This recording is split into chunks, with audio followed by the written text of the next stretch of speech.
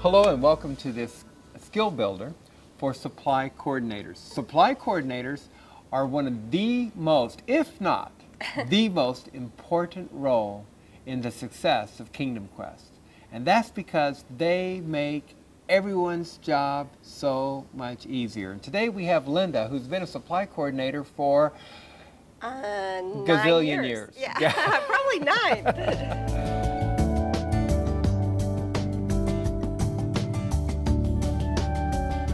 Linda, as you look back over the years of what it has taken to be a supply coordinator, what is the most important, say, 3 aspects of your job as a supply coordinator?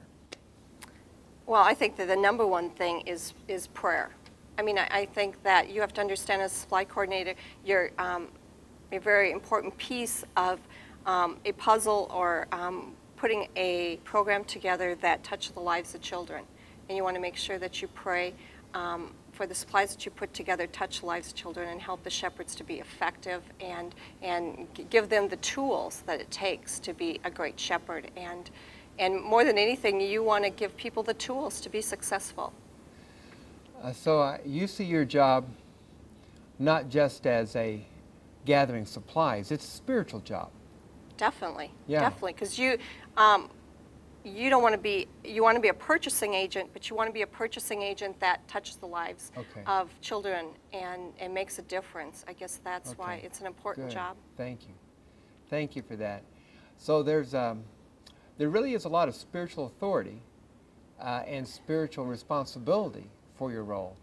And you know why? Because if the supply coordinator wasn't doing his or her job, we wouldn't have a prayer. Well, and the other thing you want to do is you want to make sure your shepherds don't have any, when they arrive on a Sunday morning, you want to make sure that they're there, they're not frazzled, they're not looking for supplies, they don't feel prepared, because then when you give them that start in a day, then they cannot be successful and touch the lives of children. You want them to have time to pray. You want them to know their supplies will be there and be able to love kids. Great, great.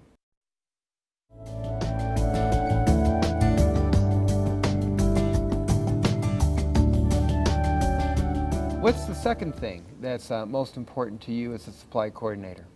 Well, I think that you have to, when talking about tools, you have to give them the lessons and make sure they're copied right and make sure everyone has that lesson for that Sunday, whether it be your large group presenters or your shepherds or even your coaches, to make sure that they all have the same lesson. Same lesson. And everyone understands what their roles are for the day and what they need to do. Will you show us a sample notebook of what it is that the shepherds have? Yes, I'll show you as far as this is what Kingdom Quest, and it will tell what year we're on, and this is a winter series right now. Okay. And so you'll open up to that table of contents, and you always have the dates as far as like on 11/26 it'll be lesson 28. Are you the one that puts the dates in? Yes. Okay. When you download the lessons and you purchase the like year 2 winter series, you will have it where you can bring up the table of contents and you type in all the dates. But in winter, I think there's, what, 20 lessons in winter? Probably a few more than that. In the total list. Right. I should know this because I wrote them. But it's 20 or 22, I forgot. I think it's like 22 because you have some extra. Okay, because you have extra, and that means who decides what lessons you're going to choose, because you can't use them all. Right, right. Do you decide that? Yeah, I look at where Christmas comes in and Advent and all of that, and yeah, I do skip some, and then if you have a Sunday where you don't have your Sunday school program, you have to look at that, which ones you're going to skip. But merely I go through and yeah, make choices as far as which one, and they're all great, so it's a hard choice sometimes. That's the right answer. Yeah, I knew it. The key date in the spring, though, at the end of the winter, for example, is Easter. Easter, right. So wherever Easter falls will tell you how many lessons you can put in there. Definitely, definitely. And then you have a variable number between Easter and June 1st for the Right. spring. Right, because that also starts a new series. Okay, so you decide that, and then you Right. put dates on all of that, and then you give the notebooks to who? The shepherds. Okay, The shepherds receive a lesson. Now, their lessons are a little bit different as far as they are missing the large group presentations. because they don't need that. Right. And it's right. kind of nice to have them surprised when they go in. Right, right. And the other thing is that it does show, though, in these lessons that where that piece falls. And it does give them a little idea what will Of be what happening in happens, large okay. group. And also then the time breakdown is also on that, as Okay. far as like your large group's 20 minutes, and it'll tell you that's how long your large group will be. Okay. So. What else do you have in there for the shepherd on a lesson? I also have a shepherd's path. Okay, And that is a Bible study for their personal devotions. Okay. That's for the shepherd. It's not, and plus it helps them go in maybe a little deeper, and also it helps them to have a Bible study and a devotion for the week. good, good, And good. so, because it's really important that your shepherd also has a walk with the Lord, and we want to promote that they do a devotion on a weekly basis. And Good. this ensures that they are, and also helps them to know the lesson just a little bit more. Good. So each shepherd has a notebook about what, 2 inches? Is this a 2-inch notebook? Yes. And you put your logo here. They could put whatever you wanted to, Right, you know, because you can right. custom make. Right. If you wanted to change the logos on Kingdom Quest, if you started, if you had a children's ministry with a different name, you could change do that too. Yeah, you can make all your changes before you print it out. I see. And Okay. if maybe your time frames are a little bit different than here, you can also make the time Okay. changes on there also. But just adapt it to how your program runs. Good. And everything else will, you can change that. But merely, they do not get the large group Okay. presentation. And then I also make a booklet also for the coaches, and they're the same as the shepherds. Unless you have a dual role where you want to have a coach that also helps you in the large group presentation as far as getting things ready and stuff. But I see. because the actual one will be the large group, we'll be missing the large group presentation. And then you also want to make copies for your large group presentator, the person Okay. that's presenting for that Sunday. Now, the large group presenter, do they get just the large group presentation section, or do they get the entire lesson? The entire lesson. Why?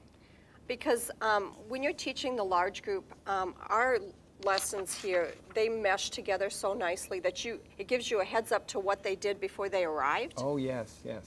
Well, what they did in the application, so you can kind of mesh that together and make it so the take-home point is your most important point. Okay. You want to make sure that that's what the children take home, and that's what they, the main point of the day, and you want to make sure your large group presenter knows that. Good. And it's in large print at the front of the lesson, so it'll be really easy for them to see it.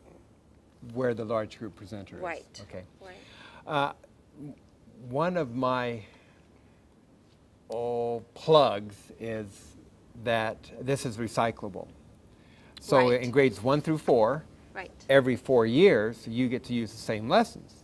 Yes. So You do you could. keep these notebooks? 4 years later, you get to use them again? Is that what you do? It could be.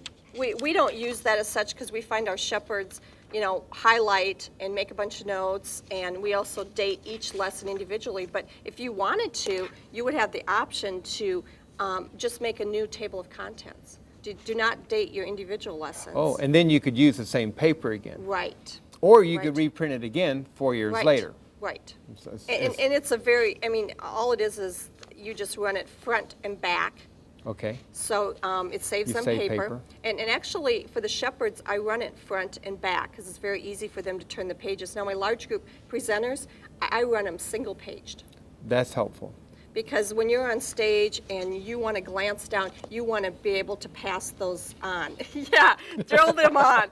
And this will give you the opportunity to, so their book probably takes a larger binder, too. Okay. It probably takes a 4-inch because you're not doing it both sides. And then as far as the shepherds, one last thing. Okay. How do the shepherds know what the God Talk at Home page is that the kids will leave with that day? Do you also include that? in Yes. the You start notebook? out with the Shepherd's Path, and that's your first page. And then you copy, you double, on both sides, copy the lesson, and then Okay. you end with the God Talk. I see. So actually, that's at the end of the Shepherd's Okay. lesson. And I also include it in my large group. Okay. So they Because- know what the kids are Yeah. going to be taking home. Right. Wonderful. Right, Fantastic. it gives everyone an idea. And then too, I always tell shepherds, and I know shepherds sometimes if they have a little extra time at the end, they will kind of walk through it and kind of say, hey, make sure you take this home, and this is what you and your parents can do together this week, and use it too for a chance to bring the family in also. As shepherds, you want to also, you're a unit. You're not just, you touch their lives on Sunday morning for an hour and a half, but you also, that family is a very big piece Sure. of to touch in the life of a child too. Very helpful.